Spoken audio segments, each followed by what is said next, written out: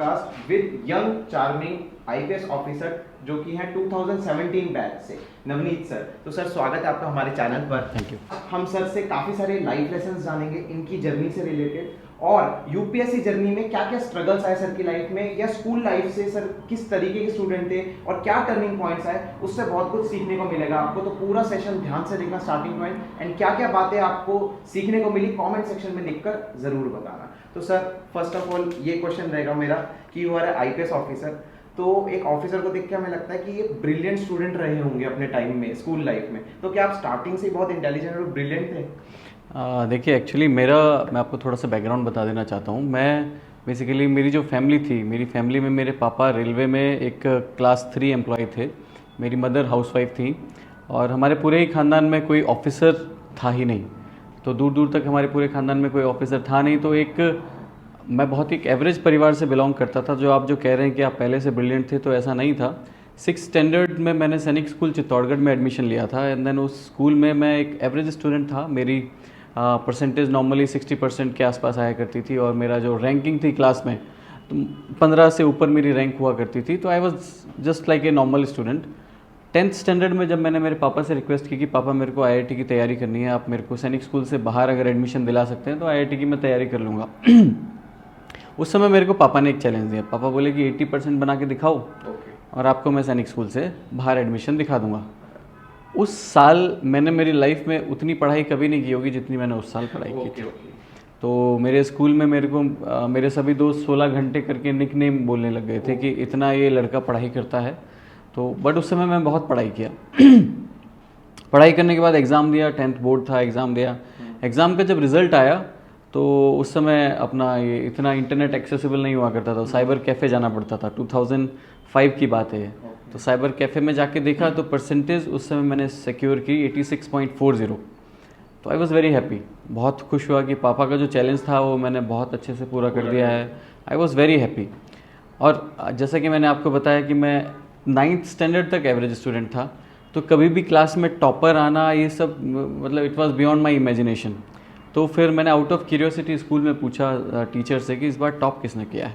तो देन उन्होंने सभी बच्चों का रिजल्ट देखा, फाइनली दे टोल्ड कि टॉप आपने किया है। एंड आई वाज लाइक कि मतलब एक पापा का जो वो पुश था, एक पापा का जो चैलेंज था, उसको पाने के लिए मैंने वो चैलेंज भी पूरा किया, साथ ही साथ मैंने टॉप भी कर लिया। तो मैं विश्वास नहीं कर पा रहा था, और उस दिन से लेके आज तक फिर मैंने पीछे देखा नहीं। तो मैं सबको, जो भी लोग ये वीडियो देख रहे हैं, उनको मैं ये बताना चाहता हूँ कि हम सभी में वो एक टैलेंटेड इंसान छुपा हुआ है। इट्स जस्ट कि आप उसको कब तराशते हैं, आप उसको कब नर्चर करते हैं। तो मेरे लिए वो 10th स्टैंडर्ड आज भी टिल डे मेरे को वो हेल्प करता है। जहाँ पे भी मैं अप्स एंड डाउन्स फील करता हूँ, जहाँ भी डिमोटिवेटेड फील करता हूँ, तो मैं वो 10th स्टैंडर्ड याद करता हूँ कि यार उस दिन मैंने कर लिया था, तो आज भी मैं वो चीज़ कर लेता हूँ। 10th स्टैंडर्ड टॉप करने के बाद फिर मैंने कभी पीछे मुड़ के देखा नहीं। एंड आयरनी ये है कि मैंने सैनिक स्कूल छोड़ा भी नहीं। फिर मैंने पापा को बोला, पापा नहीं मेरे को यहीं पढ़ना है। तो 11th also I studied there. 11th भी मैंने टॉप किया, 12th भी मैंने टॉप किया, and then without any coaching मैंने आईआईटी रुड़की में मेरा फर्स्ट अटेम्प्ट में ही एडमिशन हो गया था। और अगले 4 साल फिर मैंने आईआईटी रुड़की से इलेक्ट्रिकल इंजीनियरिंग में ग्रेजुएशन की। तो ये मेरी आईआईटी तक की जर्नी थी। तो सर एक कॉन्सेप्ट जो हम हर एक ऑफिसर से रिलेट करते हैं और वो लोग भी रिलेट करते हैं, ये जिन्होंने इंजीनियरिंग की होती है ये क्यों आते सिविल सर्विसेज में? नहीं, ऐसा इंजीनियरिंग का उसका कोई रिलेशन नहीं है। जैसा कि मैंने आपको बताया, मैं सैनिक स्कूल स्टूडेंट था। तो 6 से लेके 12th तक जो काइंड ऑफ सेटअप मेरे स्कूल में हुआ करता था कि morning 4:30 we use to wake up, हमें पीटी करने जाना होता था, हमारे लिए स्पोर्ट्स कंपलसरी होता था, शाम को पढ़ाई कंपलसरी होता था, और रात को 10 बजे सो जाना होता था। Everything was streamline. तो वो एक जो डिसिप्लिन है, एक आर्मी वाली जो फीलिंग है सैनिक स्कूल में, मेरे को 6th स्टैंडर्ड से ही मेरे अंदर भर दी गई थी। तो मेरे पापा मम्मी मेरे को बहुत कहा करते थे कि बेटा आईएएस आईपीएस की तैयारी करो, यूपीएससी की तैयारी करो। तो मेरे पापा, मैंने जैसे आपको बताया कि was just class 3 employ, but जितनी उनकी एजुकेशन थी, जितनी उनकी अवेयरनेस थी, वो मेरे को कोशिश करा करते कि बेटा आप ऑफिसर बनो। बट आई वॉज लाइक कि मुझे नहीं बनना है। तो अपना इलेक्ट्रिकल इंजीनियरिंग करने के बाद पापा मम्मी 4th ईयर में बोले मेरे को कि आप अपना यूपीएससी की तैयारी करो। बट जितना वो मेरे को बोलते थे उतना मैं उस चीज़ की नफरत करता था कि अब तो मैं नहीं करूँगा। और उसी ज़िद के कारण आईआईटी रुड़की के बाद मैं सॉफ्टवेयर इंजीनियरिंग फील्ड में एज ए सॉफ्टवेयर इंजीनियर मैंने ज्वाइन कर लिया हैदराबाद में। 1 साल वहाँ काम किया। वो 1 साल मेरे लिए इतना अलग था कि then gradually I started feeling कि यार ये जगह मेरे लिए नहीं बनी है। ओके। और पापा जो शायद मेरे को कह रहे थे वो सही कह रहे थे। सैनिक स्कूल के जीन्स ऑलरेडी मेरे शरीर में थे, तो देशभक्ति और वो, and then I was in a US firm, तो यूएस की कंपनी में मैं था, तो मेरे को ये एहसास होता था कि यार मैं किसके लिए कर रहा हूँ, इसका करके मेरे देश को क्या बेनिफिट मिल रहा है, मैं क्यों कर रहा हूँ, ये सब थॉट्स मेरे दिमाग में आने लग गए। एंड देन 1 साल के बाद, आई will not exaggerate it, but when I resigned my the software sector job, तो मेरे मैनेजर ने बोला यार आप तो IITian हो, अच्छी खासी आपकी पैकेज है, आप आज यहाँ हो, आपका सैलरी और बढ़ेगी, आप और आगे जाओगे, तो फिर भी आप क्यों छोड़ना चाहते हो। I will not exaggerate it, I will say verbatim कि जो भी मैंने उनको बोला था। आई सेड कि sir I don't want to work for United States, I want to work for my country, I want to see the change in my country. So right now whatever I am doing, it's not helping my country, it's helping another nations which I don't want. Yes. तो then उन्होंने फिर कोई question नहीं पूछा, वो लेके आप जाओ। एंड देन उस तरीके से 2013 में मैंने हैदराबाद की वो जॉब छोड़ के मैं दिल्ली आ गया था। दिल्ली आ गया प्रिपरेशन के लिए। हाँ, और दिल्ली आने के बाद ऑब्वियसली वहाँ पे जोश जोश में डायलॉग तो मार के आ गया मैं, बट दिल्ली आके लाइफ बिल्कुल अलग थी। Lakhs of students were there, लाखों लोग थे, सबका एग्ज़ाम का एम यही था, सबको यूपीएससी में सेलेक्ट होना था। तो फिर डर लाजमी है कि डर लगना स्टार्ट हो गया था कि यार आ तो गए हैं बट करेंगे कैसे। और जैसे मैंने आपको मेरा फैमिली बैकग्राउंड बताया कि मेरे पूरे ख़ानदान में डायरेक्ट ऑफिसर तो है ही नहीं, बट इनडायरेक्ट जो प्रमोटेड ऑफिसर होते हैं वो भी मेरे पूरे खानदान में कोई नहीं था। तो ये क्या है कि a person where I can look up to, कि मेरे को वैसा बनना है, ऐसा हमारे परिवार में कोई नहीं था जो कि गवर्नमेंट सेक्टर में एक बहुत ही अच्छे पद पे हो, ऐसा कोई नहीं था। उस बैकग्राउंड से आपको ये चूज़ करना कि इंडिया के सबसे टफेस्ट एग्जाम को आपको फाइट करना है, तो that was obviously very tough decision. But एक चीज़ मेरे में हमेशा रही है कि जो मेरा एक सेल्फ डिसिप्लिन है, जो कि सैनिक स्कूल से सीखा था, सेल्फ मोटिवेशन है, दैट सेल मी थ्रू। मैं छोड़ के आ गया था but I was confident from with in कि मेरे को करना तो यही है। तो ये वहाँ तक की जर्नी है मेरी कि कैसे मैं यूपीएससी का सोचने पे हाँ, क्या मेरा टर्निंग पॉइंट था। तो सर आपने लाइक सोच लिया, आप कमिटमेंट करके आ गए दिल्ली, तैयारी कर ली। जब आप आए, ऑब्वियसली कोई भी काफ़ी हम ऑफिसर से बातें करते हैं, दिल्ली आने के बाद जब आपने बताया कि लैक्स ऑफ स्टूडेंट को देख के एक घबराहट, एक हेजिटेशन आ जाता है मन में, और सेल्फ डाउट भी होने लगता है कि इस भीड़ में से मैं निकल पाऊंगा कि नहीं निकल पाऊंगा, तो वो कैसे धीरे धीरे आपने क्लियर किया? देखिए, यूपीएससी का जैसे हम सोचते हैं कि हमें यूपीएससी की तैयारी करनी है, मेरा एक सजेशन सभी एस्पायरेंट्स को ये रहेगा कि बी प्रैक्टिकल। इस एग्ज़ाम को 12 लाख से ऊपर बच्चे देते हैं, उस 12 लाख से ऊपर बच्चों में आपको टॉप 1000 में आना है आपको इसमें सेलेक्ट होने के लिए। तो we have to be practical कि हमारे जैसे इंटेलेक्ट वाले, हमारे जैसे बुद्धिमत्ता वाले अनेकों बच्चे हैं, ठीक है, और हमारे को उन्हीं में से कम्पीट करके इसको आगे निकलना है। तो we have to be practical. तो उस चीज़ को मैंने ध्यान में रखते हुए तो मैंने प्लान ए और प्लान बी दोनों में बना के चला था। प्लान ए ऑब्वियसली यूपीएससी में सिलेक्शन हो जाए, और मेरा टारगेट ये था कि मेरे को ये सिर्फ 2 ही अटैम्प्ट देने हैं। ओके। मैं 2 अटैम्प्ट के अलावा मैं नहीं देने वाला। 2 अटैम्प्ट में मेरा होगा तो अच्छी बात है, नहीं होता है तो आई will not spoil my young age, right. तो बिकॉज यूपीएससी आपके एकदम क्रीम ईयर्स में से अपने को अपीयर करना पड़ता है, तो मैं उसको स्पॉइल नहीं करूँगा, ये मेरा टारगेट था। At the same time I was practical कि अगर मेरा नहीं होता है तो मेरे पास एक रेप्यूटेड गेजेटेड क्लास 1 ऑफिसर की जॉब होनी चाहिए। तो उसको प्लान में रखते हुए मैंने इंडियन इंजीनियरिंग सर्विसेज, वो भी यूपीएससी ही कंडक्ट करती है, उसको मैंने साथ साथ प्रिपेयर किया, IES। और Indian engineering services electrical engineering मेरा सब्जेक्ट था, बिकॉज IIT मेरी ग्रेजुएशन उसमें थे। I was strong in that subject, I electrical engineering में पहले से स्ट्रॉन्ग था, एंड आई वॉज कॉन्फिडेंट कि इस एग्ज़ाम को मैं कभी भी निकाल लूँगा। ओके। तो इलेक्ट्रिकल इंजीनियरिंग की जो मैं तैयारी इंजीनियरिंग सर्विसेज के लिए मैं कर रहा था, वो ऑप्शनल मेरा यूपीएससी में भी काम आ गया, राइट, सिविल सर्विसेज में। तो बेसिकली एक तीर से 2 निशाना टाइप है कि मैं उस सब्जेक्ट का यहाँ भी इस्तेमाल कर रहा था और वहाँ भी इस्तेमाल कर रहा था। तो उस प्लानिंग से लेते हुए 2013 में मैंने जब जॉब छोड़ी तो 2014 में मैंने इंजीनियरिंग सर्विसेज का भी एग्ज़ाम दिया और सिविल सर्विसेज का भी एग्ज़ाम दिया। ओके। तो जैसा कि मैंने आपको बताया इंजीनियरिंग सर्विसेज में आई वॉज वेरी कॉन्फिडेंट, तो इंजीनियरिंग सर्विसेज का एग्ज़ाम मेरा क्लियर हो गया, पहले ही अटेम्प्ट में मेरा इंटरव्यू सब कुछ क्लियर हो गया, एंड देन मेरे को इंडियन रेलवे सर्विस मिल गई थी। एवरीबडी वॉज हैप्पी बिकॉज हमारे खानदान में कोई था ही नहीं, और एक रेलवे का क्लास 1 अधिकारी होना पूरे समाज के लिए एक गर्व की बात थी। बट वहीं पैरेलली अगर हम सिविल सर्विसेज देखें तो प्रीलिम्स मेरा क्लियर हो गया था, बट मेंस नहीं हुआ। बट जैसा मैंने आपको बताया मेरा प्लान भी रेडी था, तो मेरे को कहीं भी डिप्रेशन नहीं आया कि हाय राम मेरा वहाँ नहीं हुआ है, बिकॉज ऑलरेडी मेरे पास इंजीनियरिंग सर्विसेज की ग्रुप ए की जॉब थी। तो मैं मेंटली कभी हैरेस नहीं हुआ, mentally I was always confident. तो मेरी थॉट प्रोसेस किस चीज़ में होती थी कि यार मेरा नहीं हुआ है, लेट्स फाइंड आउट कि क्यों नहीं हुआ है, मतलब मेरे नंबर कहाँ कम रह गए, कहाँ मैं इम्प्रूवमेंट कर सकता था।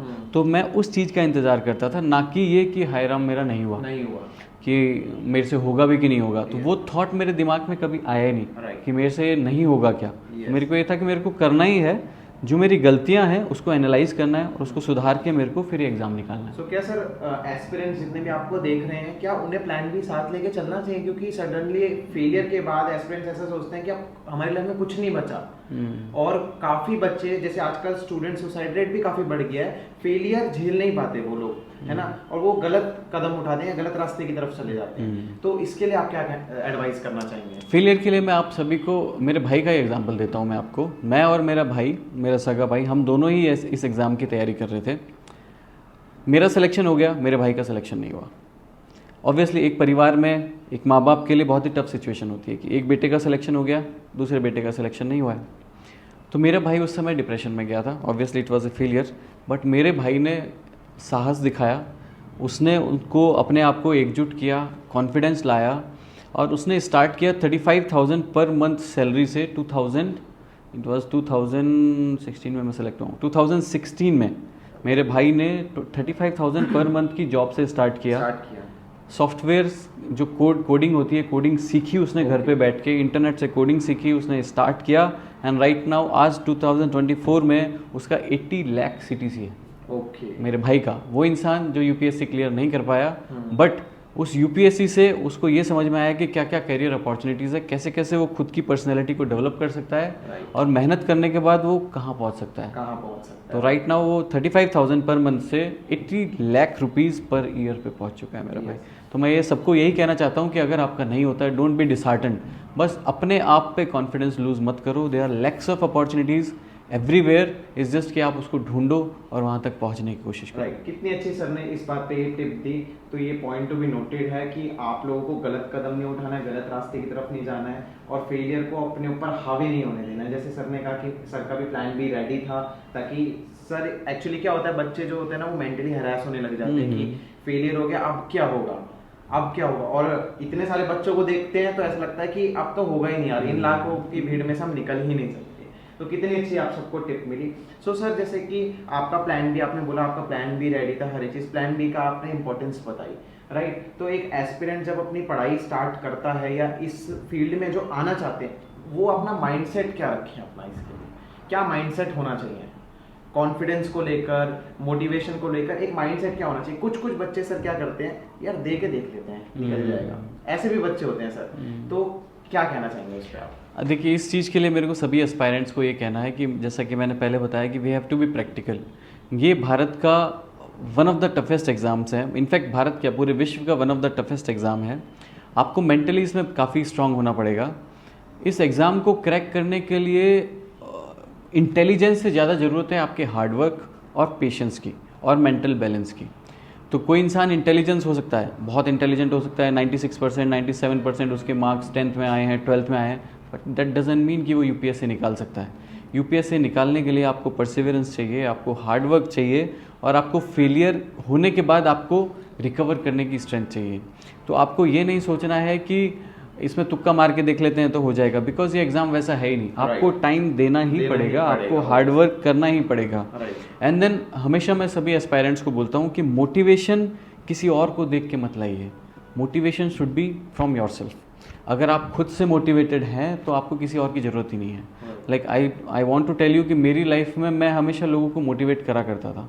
मैं उनको, जो भी लोग लो फील करते थे, मैं उनको मोटिवेट करा। कभी ऐसी नौबत मैंने खुद को आने नहीं दी कि मैं किसी और इंसान के पास जाऊँ कि भाई मैं लो फील कर रहा हूँ, मेरे को मोटिवेट कर दो। तो you should be motivated from your self कि हमें एग्ज़ाम निकालना ही है, but at the same time be practical also कि अगर एग्ज़ाम 2 अटैम्प्ट में, 3 अटैम्प्ट में, 4 अटैम्प्ट में नहीं निकला है तो आपका मेंटल कैलिबर, आपका मेंटल स्ट्रेंथ कहाँ तक है कि आप कितना खींच के जाना चाहते हो। जैसे मैंने आपको बताया कि मैंने सिर्फ 2 अटैम्प्ट का प्लान किया था, तो पहले अटैम्प्ट का मैंने आपको बताया मेरा सिविल सर्विसेज में नहीं हुआ, तो उसको मैंने स्टडी किया, मेरी जो पढ़ाई करने का तरीका था उसको बदला, नोट्स बनाने का तरीका था उसको बदला, एंड सेकेंड अटैम्प्ट में मेरा फिर इंडियन रेवेन्यू सर्विसेज में सिलेक्शन हो गया था। राइट। सो कितनी अच्छी आपको ये टिप मिली इससे।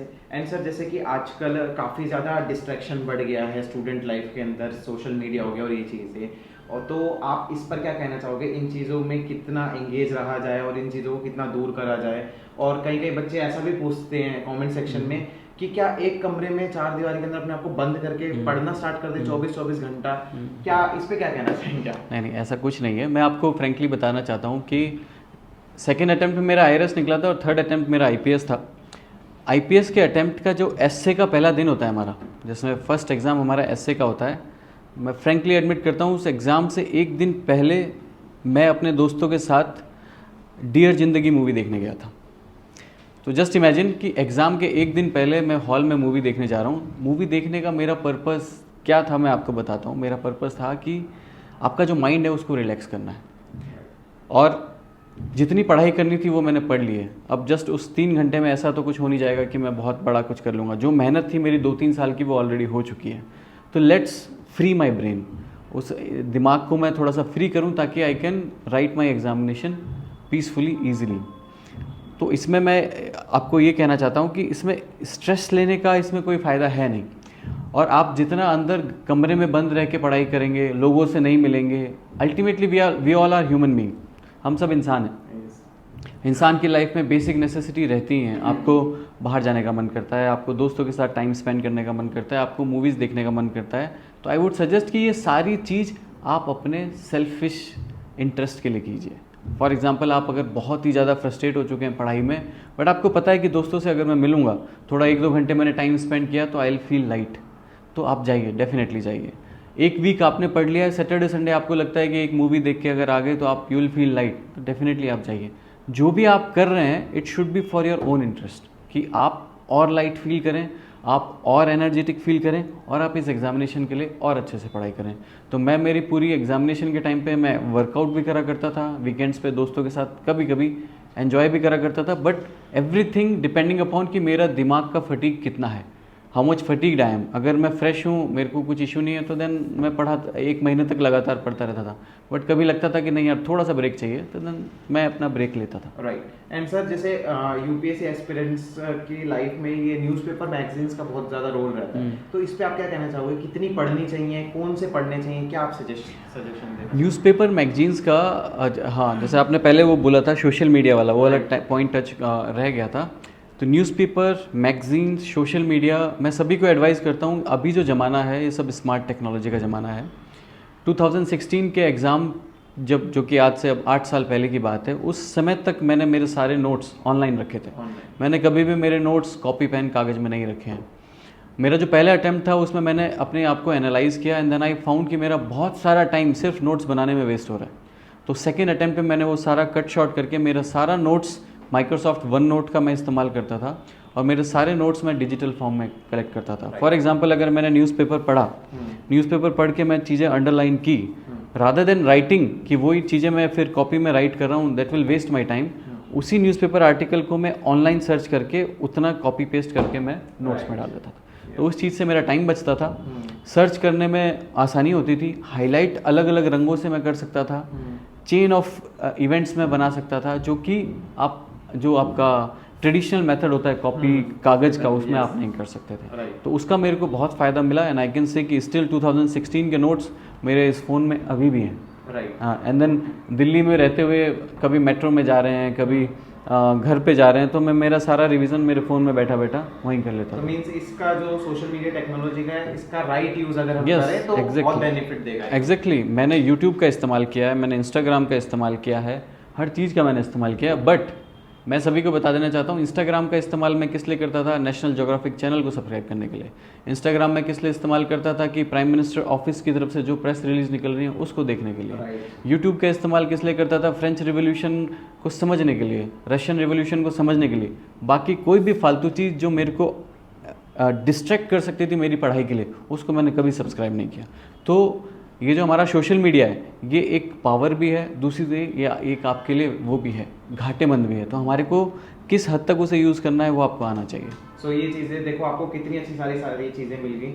एंड सर, जो एक एस्पिरेंट के लिए बहुत मोटिवेशनल वाली चीज़ें भी होती हैं, एक ऑफिसर के वर्ड ऑफ माउथ है कि ये सुनना कि उनका first day of training and first day of service ये सबको याद होता है। तो सर प्लीज डिस्क्राइब करिए एक शॉर्ट में कि फर्स्ट डे ऑफ ट्रेनिंग क्या फीलिंग थी आपकी सिलेक्शन के बाद, और फर्स्ट डे इन सर्विस क्या फीलिंग थी? मेरा लाइफ में एक्चुअली आयरनी है, बिकॉज मेरी first day of training railway से स्टार्ट हो गई थी। बिकॉज इंडियन रेलवे सर्विस मैंने ज्वाइन किया था, तो उसका फर्स्ट डे भी मेरे को याद है। इंडियन रेवेन्यू सर्विस मैंने ज्वाइन किया था, तो उसका फर्स्ट डे भी याद है। बताइए रेलवे वाला। यस ओके वो क्या फीलिंग थी? यस, फीलिंग एकदम ही डिफरेंट होती है। जैसे ही हम गेट से एंटर करते हैं एंड देन वहाँ पे गार्ड आपको पूछता है कि आप क्या हैं, तो हम उनको बताते हैं हमारा जो कॉल लेटर आया होता है उसको हम बताते हैं कि हम नए प्रोबेशनर यहाँ पे सेलेक्ट हुए हैं। And then he salutes you. आप अंदर जाते हो, यू मतलब आपको एक रिस्पेक्ट, उस गेट से अंदर घुसते ही आपको रिस्पेक्ट मिलना स्टार्ट हो जाती है। आपके लिए रुकने के लिए अच्छी खासी फैसिलिटी होती है, जहाँ पे स्पोर्ट्स की फैसिलिटी है, रहने की फैसिलिटी है। आपके जो एकेडमिक रूम्स होते हैं, एकेडमिक बिल्डिंग्स होती हैं, वो बहुत ही सुंदर आलीशान बिल्डिंग्स होती हैं। आपको सिखाने के लिए, ट्रेन करने के लिए दुनिया भर के बेस्ट ऑफिसर्स आपको ट्रेनिंग में वहाँ पर आते हैं। Best brains of the country के साथ आपको सीखने का मौका मिलता है। तो जो पहला दिन होता है तो हम इसी चकाचौंध में रहते हैं कि यार हम ही हैं कि कौन है, कि हम कहाँ, विश्वास नहीं होता है कि हम किस जगह पे थे, और अचानक से एक एग्ज़ाम क्लियर करने के बाद हम किस जगह पे आ गए। ड्रीम तो नहीं है। हाँ, कि ड्रीम तो नहीं है। एंड देन आप इतने इंपॉर्टेंट हो चुके हो अभी देश के लिए कि आपको देश, आपको गवर्नमेंट इतना आपका ध्यान रख रही है। तो बहुत ही एक प्राउड मोमेंट होता है। So sir, first day in service वो काफ़ी हेजिटेशन वाला दिन रहता है कि कैसे वर्किंग्स होंगी, क्या चीज़ें हैं, तो वो एक्सप्लेन करिए please. First day in service definitely police की जब तक हमारी ट्रेनिंग चल रही होती है तो सारी चीज़ें थियोरेटिकल होती है। आईपीसी क्या है, सीआरपीसी क्या है, एंड देन क्राइम सीन्स वगैरह होते हैं, सब बनाए हुए होते हैं, एक डेमो के लिए होते हैं, थ्योरी। जब फील्ड में आ जाते हैं तो फिर हमारे को अब प्रैक्टिकल साइड ऑफ पुलिसिंग में आना होता है। तो मेरा जो बैकग्राउंड है कि कोई भी इंसान पुलिस था नहीं, कोई भी इंसान ऑफिसर था नहीं, तो मेरे लिए वो सोचना ही कि यार कल को क्राइम होगा, कल मर्डर होगा, कुछ रेप होता है, कुछ आपका फॉर्जरी होता है, कुछ चीटिंग होता है, तो उसको कैसे हैंडल करूँगा। एकेडमी में पढ़ाया गया है वो अलग बात है, बट फील्ड पे मैं कैसे हैंडल करूँगा। How would be my subordinates will look up to me. वो देखेंगे कि ये तो डायरेक्ट आईपीएस ऑफिसर है, इसको आता है कि नहीं आता है, दे विल जज मी। तो बहुत सारी हेजिटेशंस होती हैं। तो फर्स्ट डे जैसे ही हम जाते हैं तो हम दिखाना चाहते हैं खुद को कि यार कि हमें आता है सब कुछ, बट अंदर ही अंदर से हमारे को ये पता रहता है कि प्रैक्टिकलिटी अभी आपको नहीं आती है, आपको थियोरेटिकली आता है। And then practical and theory दोनों मिला के पुलिसिंग होती है। तो we have to know the both facets of life. तो पहला दिन इसी एंशियसनेस में हमारा चला जाता है कि आपको लोग मिलने आते हैं, आपको हमारे इंस्पेक्टर्स मिलने आते हैं, आपको सोसाइटी के लोग मिलने आते हैं, और आपको साथ के साथ क्राइम भी आपको रोज़ देखने को मिल रहा है। अभी तक आप क्राइम का सिर्फ सुना करते थे, अभी आपको मॉनिटर करना है, देखने को मिल रहा है, मॉनिटर करना पड़ रहा है आपको। तो इट्स डेफिनेटली मतलब बहुत ही मेमोरेबल फीलिंग है। मेरे टाइम पे मेरी पहली पोस्टिंग का डे था एसडीपीओ लोनावला करके, और मैं एसडीपीओ लोनावला के लिए मैंने मुंबई से लेके लोनावला तक के लिए बाई रोड में आया था। एंड देन उस समय इट वाज मानसून, तो आप जो कहते हैं ना कि याद रहता है, आई स्टिल रिमेंबर कि वो मानसून था। And then Lonavala was very pretty, बहुत सारे झरने, पूरा हर एक एरिया से उस पूरे दौर से मैं पहुंच के, बट वो झरने वगैरह मेरे को नहीं दिखाई दे रहे थे, मेरे को रिस्पॉन्सिबिलिटी दिखाई दे रही थी कि अभी जाते ही मेरे को रिस्पॉन्सिबिलिटी है, अब जिम्मेदारी है। तो ये सारी चीज़ें पहली पोस्टिंग में होता है। सो आप देख सकते हो कितनी अमेजिंग चीज़ें सर की जर्नी से हम लोगों को आज जानने को मिली। सर एट लास्ट जो भी यंग यूथ एस्पिरेंट्स आपको देख रहे हैं, कोई सजेशन अपनी तरफ से आप उनको देना चाहिए, कोई भी टिप या कुछ एक इम्पॉर्टेंट पॉइंट आप कुछ बताना चाहिए? या सभी एस्पायरेंट्स के लिए मैं कहना चाहूँगा कि आपकी इस प्रिपरेशन के लिए, या फिर आप कोई सा भी फील्ड चूज़ करें, आपके इस प्रिपरेशन के लिए आपकी प्लानिंग अच्छी होनी चाहिए। हैपेजार्ड प्लानिंग नहीं होनी चाहिए। मेरी लाइफ में मेरा हर एक वीक का मेरे पास शेड्यूल हुआ करता था, हर एक मंथ का शेड्यूल हुआ करता था, रिवीजन कब करना है उसका भी शेड्यूल होता था। मॉक टेस्ट पेपर कब देने हैं उसका भी शेड्यूल हुआ करता, तो everything was planned. Time waste करने के लिए मेरे पास टाइम नहीं हुआ करता था। तो आपका अगर प्लानिंग आपने अच्छे से की है, प्लानिंग आपने आपकी दीवार पे चिपका रखी है, आजकल स्मार्टफोन है, स्मार्टफोन में कर रखा है, रिमाइंडर्स डाल रखे हैं, तो आपको डेफिनेटली हेल्प मिलेगी। फॉर यूपीएससी एस्पायरेंट्स आप अपने नोट्स बनाते रहिए, बट उस नोट्स बनाने के साथ साथ उसको छोटा भी करते रहिए। फॉर एग्जांपल किसी एक सब्जेक्ट का नोट्स आपका 100 पेपर्स का है, तो नेक्स्ट रिवीजन पे वही नोट्स आपका 40 पेपर्स का हो जाना चाहिए।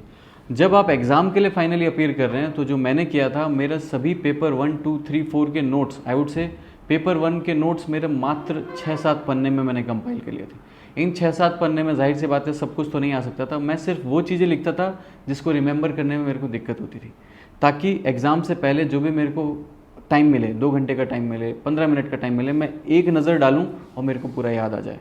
तो आपको आपके नोट्स शॉर्ट करते जाने हैं, आपको आपका प्लानिंग अच्छे से रखनी है, ग्रुप अच्छा बनाना है। मेरी तैयारी के टाइम पे हम 4 दोस्त हुआ करते थे और हम सारा सिलेबस 4 पोर्शंस में डिवाइड कर लिया करते थे। चारों लोग अपना अपना पोर्शंस पढ़ते थे, फिर लोग बाग एक दूसरे को पढ़ा देते थे। तो मेरा टाइम इस तरीके से 1/4 टाइम में मैं पूरा सिलेबस कर पाता था। तो ग्रुप अच्छा बनाइए, प्लानिंग अच्छे से कीजिए, मोटिवेटेड रहिए और खुद को रिज्यूविनेट करने का टाइम देते रहिए। राइट, सो कितनी अच्छी टिप आप लोगों को मिल गई है। एंड एट लास्ट सर, आप हमारे चैनल के लिए, हमारे काम के लिए अगर 2 शब्द कुछ बोलना चाहें।